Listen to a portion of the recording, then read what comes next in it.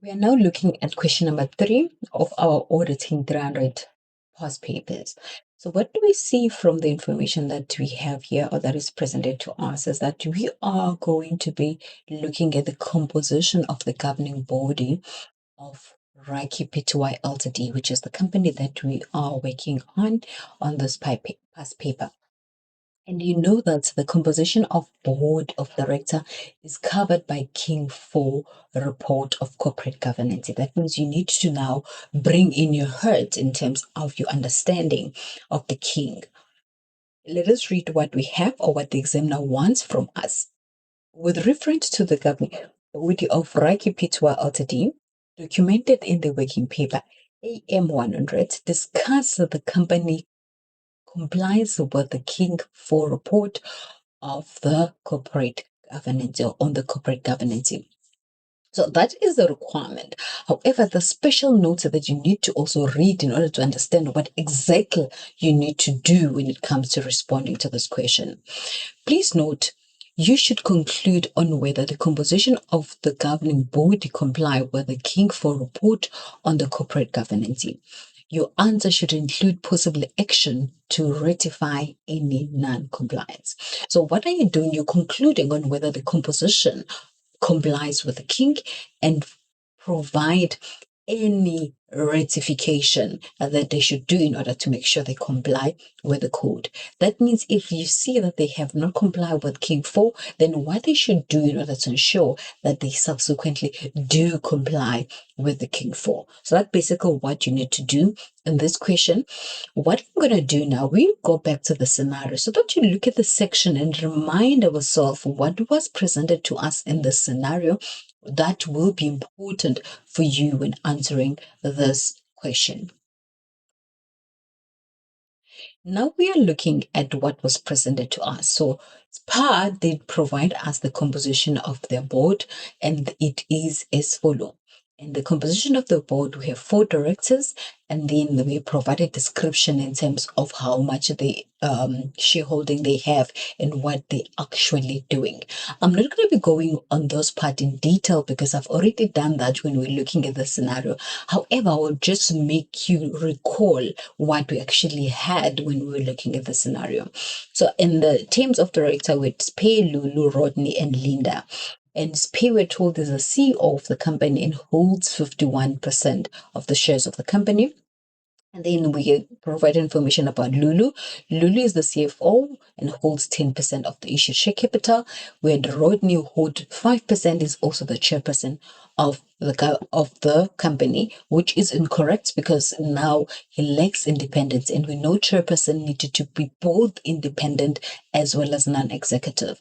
And when we're looking at Linda, Linda is a non-executive director, and then is a wife of Rodney. Now, him being the wife of Rodney, that means it is a problem to us. And the reason it is a problem to us, it is on the basis of the fact that now is also going to lack independent as Rodney already lacks independent.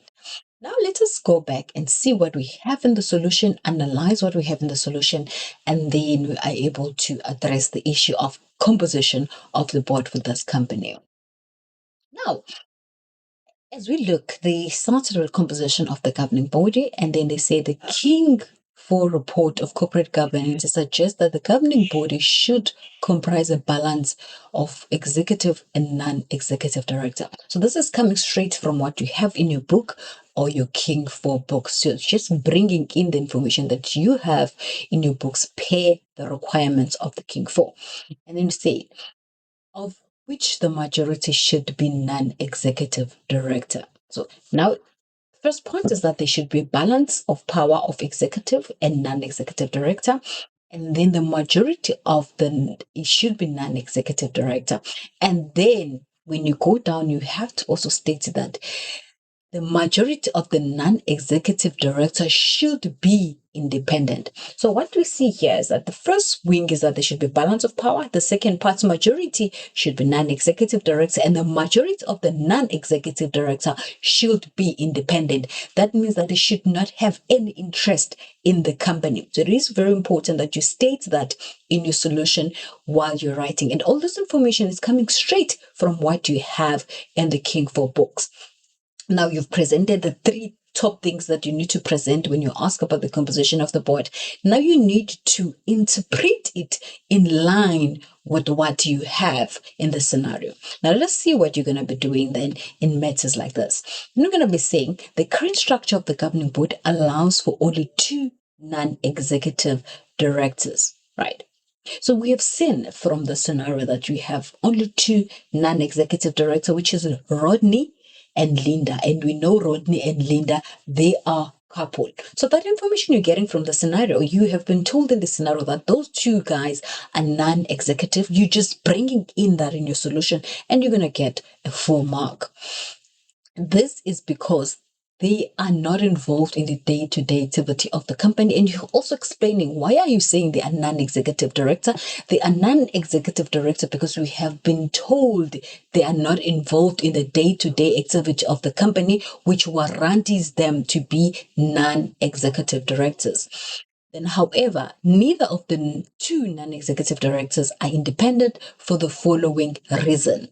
Rodney holds shares in the company and is therefore not independent, and Linda is Rodney's wife. As such, she's not independent because of the shares that Rodney holds in the company. So now what are we doing now? We are analyzing Rodney and Linda, the couple that we've been told that is non-executive director. Now we want to bring to the examiner that they also lack dependency. Why they lacking it? Because Rodney holds shares, and Linda, by being the wife of Rodney, it means that he also lacks independence. Linda cannot be viewed as independent based on the fact that she is a wife of Rodney who owns shares. So it is important for you when you read this information, read with an understanding and read with an analysis of how you would analyze the information if you were to be teaching your friend or talking to your friend. Then let's move down to the chairperson of the governing body. The chairperson of the governing body should be non-executive and independent director, as I've already said when we went back to the scenario, that the chairperson should be both independent as well as non-executive. As such, Rodney should not be the chairperson of the governing body. This is because he is not independent, because he holds shares in the company. 5% of the shares will mean that that Rodney lacks independent. So it is important for you to just bring what the book says and then apply based on the scenario. So you see here, this is not a theory. This is just you bring in the information that you know back to your solution. So you take the information that you have from the King 4 standard, and then you then bring in the information in the scenario by analyzing or by applying it toward your King 4 report recommendation. The composition of the governing body in terms of race, etc. The governing body should comprise the appropriate balance of race. In this particular instance, the company does or does not comply. So you have to say it does. If you're saying it does, why are you saying it does? And if it doesn't, you need to say why it doesn't. This is because it appears that the majority of members are male or female. So when you're looking at what we've seen on the scenario, you would have realized that we have two female and two male. For that reason, I would say that the balance in terms of the gender is correct, because we have Spare and Rodney who are males, and we have Lulu and Linda who are females, and we've confirmed Linda is a female because it's the wife to Rodney. For that reason, then we know that there is a correct balance of gender when you're looking at the structure of the governing body. Now let us look at the race wise. When you're looking at the race, we only have black people, we don't see white or Indians. Then that means now we are not happy in terms of race, because there is only one part of the race and there is no consideration of the other race. So it is important for you when you analyze, then you state based on the scenario that why you're saying that. If you're saying there's a balance in terms of gender, it is because there's two, and if saying the race wise you have concern in terms of compliance, it's because they are only black or African individual and you do not see other race like your white, your Indians, or colored, whatever you can call it. Then when we move down, action to rectify non-compliance. We were told that we need to also bring in how they will rectify the non-compliance. The complaint should appoint more non-executive director because we have realized that they do not have more non-executive director. And when appointing more non-executive director, the board should ensure those non-executive directors are independent, right? And then other thing that you can put to ratify is that they also appoint directors of different race as opposed to having one race. Conclusion: the company composition of governing body does not comply with the King 4 report of corporate governance because you were asked that you have to conclude on whether they comply or not. And then just by stating that, you get 1 mark. That takes us to the end of the question. Thank you so much for listening up until this far. I wish you all the best in your third year level. And I believe that in the following year, you'll find yourself doing the PGDA or CTA. On my side, I'd like you to follow me on my TikTok. It's Economics 199, and also my YouTube channel is Economics 199. All the best and enjoy. Bye.